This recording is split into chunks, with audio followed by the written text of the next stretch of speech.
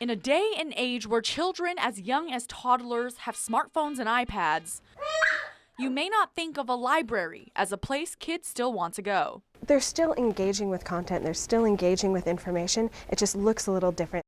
Of course, you can check out books, but now you can also access our online services, our virtual services. You can download an ebook or an audiobook or stream a video, download a magazine, the latest issue of a magazine to read for free. all you need, a good old-fashioned library card. A lot has changed, but these still free. So after learning all the perks of having a library card, I decided to sign up for one myself to see just how simple it really is. It only takes about 5 to 10 minutes, and then you'll get access to over tens of thousands of ebooks, audiobooks, and videos. And then there's some not so obvious library card perks. Access our museum passes. We have quite the list of museums in Sacramento and in the Bay Area that you can take a day trip or just a trip down the street to the Crocker Art Museum.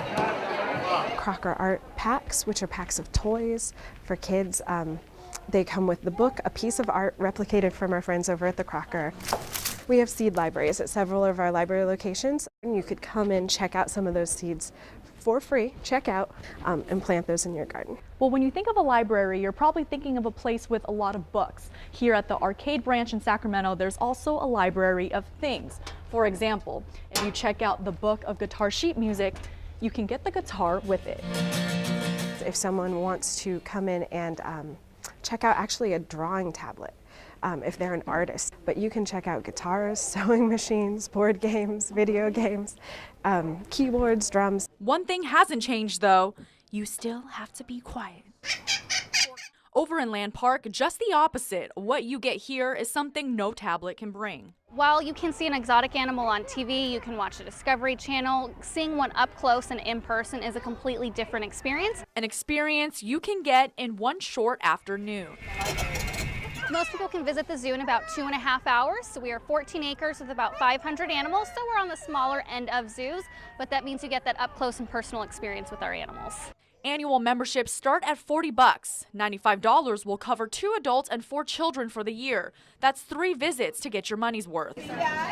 That membership will also get you discounted and early access to events. That includes our ice cream safari, our wine and brew at the zoo event for adults, priority registration for our summer zoo camp for the little ones, and that sells out really quickly, and so we do have a lot of people who get the membership specifically for the zoo camp. You'll also get discounts to more than 150 zoos and museums across the country. Frances Wang, ABC 10 News. Okay. It has been a busy day for Leonard Ramirez. I was in Rockland today, Folsom, and Lincoln. A day of trapping and removing of these slithering friends. The northern Pacific rattlesnake goes anywhere from 2.5 feet to about 4.5 feet in length. Since March, Ramirez has seen a spike in business, especially this week as temperatures peaked into the 90s.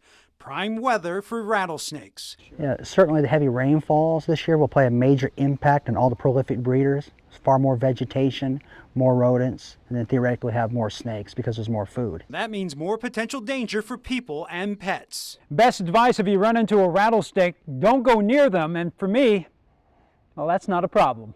They seem to gravitate towards rock formations, so people need to be especially observant where they place their hands and their feet when they're gardening. But for those who cannot avoid rattlers that live around their homes, Ramirez warns to be careful where the snakes may hang out, along rocks and bushes and other places they may hide. If you have a lot of rodents, it's certainly going to encourage the snakes to want to feast at your house.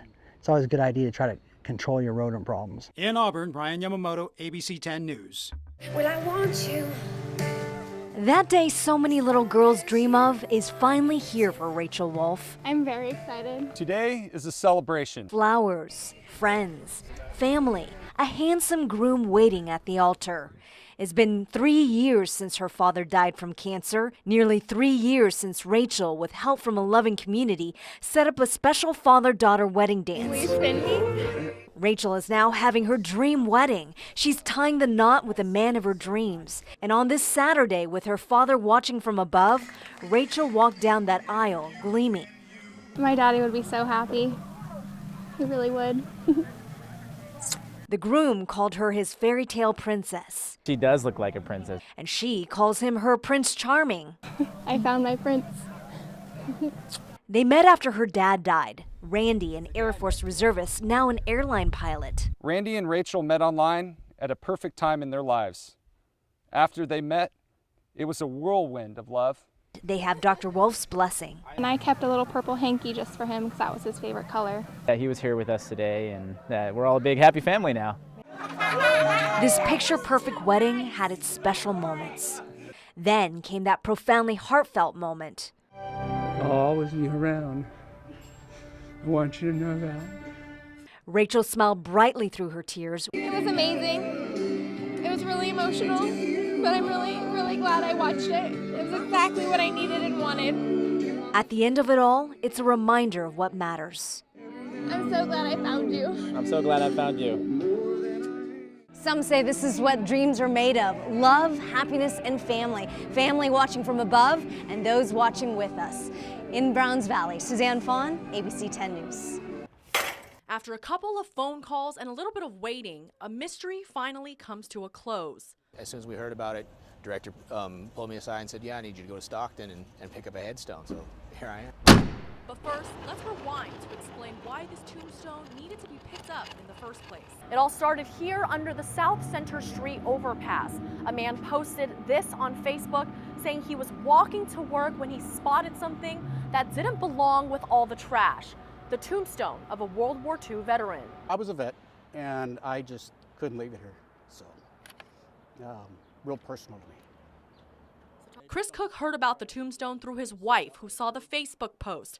Like many of the others commenting, he was upset seeing it left behind like trash. I couldn't see something like that laying here getting disgraced, broken up, graffiti. It's very disrespectful. He came by to pick up the tombstone and dropped it off at a place he felt was safe, the American Legion Ed Stewart post. Well, that hurts my feelings because it's a veteran.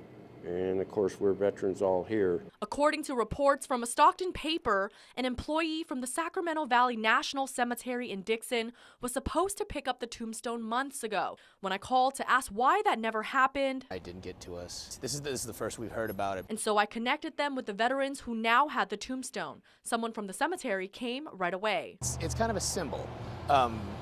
It's got someone's name on it. It's to that person, that veteran, and we're making sure that we have a hand in that whole process, from the carving of that stone to the end of it, just to ensure that it's not being disrespected or defaced in any way. In Stockton, Frances Wang, ABC 10 News.